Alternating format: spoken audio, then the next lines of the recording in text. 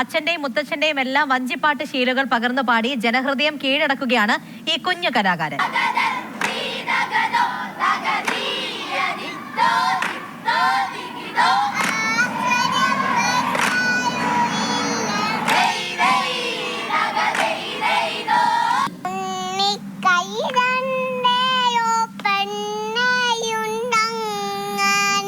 ഉണ്ണിക്കൈരണ്ടിലും വെണ്ണയുണ്ടങ്ങനെ.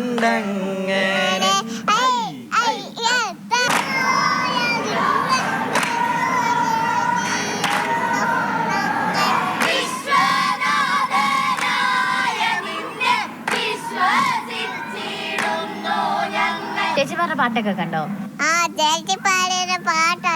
കണ്ടോ? ഇഷ്ടപ്പെട്ടോ? 2014 മുതൽ വേദിയിൽ പഠിപ്പിക്കുന്നുണ്ട്. 2022 ഇവൻ ജനിച്ചു. അത് കഴിഞ്ഞ് 2023 തൊട്ട് 3 സ്റ്റേറ്റ് കലോത്സവത്തിലും ഇവനെ കൊണ്ട് നമ്മൾ പോകാറുണ്ട്. അതായത് പള്ളിയോടത്തിൻ്റെ എല്ലാ ചടങ്ങുകളിലും പോകാറുണ്ട്. അപ്പോൾ അതൊരു നമ്മുടെ ഒരു പാഷനാണ്, അതിൻ്റെ ഒരു വികാരമാണ്.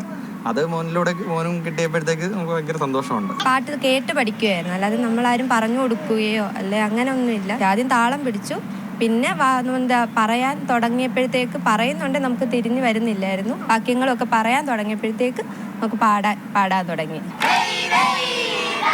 ഈരടികൾ ചൊല്ലുക മാത്രമല്ല, കൃത്യമായ ഇടവേളകളിൽ കുരുന്നു കൈകളിൽ താളം പിടിക്കുന്നതും മറ്റൊരത്ഭുതമാണ്. മികച്ച വിജയം നേടിയ സന്തോഷം മത്സരാർത്ഥികൾ പങ്കുവച്ചതും ഈ കുരുന്നുമുത്ത്. കണ്ടുനിന്നവരെല്ലാം പറയുന്നു, 3 വയസ്സുകാരന്റെ താളബോധമല്ല, ഇത് ആറന്മുളേശൻ അനുഗ്രഹിച്ച ദിവ്യ വൈഭവമെന്ന്. വഞ്ചിപ്പാട്ട് മത്സരത്തിനിടെ കാണികളുടെ ശ്രദ്ധ മുഴുവൻ ഒരാളിലേക്കായിരുന്നു. ആറന്മുളയുടെ മണ്ണിൽ നിന്നും വഞ്ചിപ്പാട്ടിന്റെ പാരമ്പര്യം നെഞ്ചിലേറ്റിയ 3 വയസ്സുകാരൻ. ആലപ്പുഴ ചെന്നിത്തലക്കരയിലെ കുരുന്ന് അർജുൻ സാരഥി.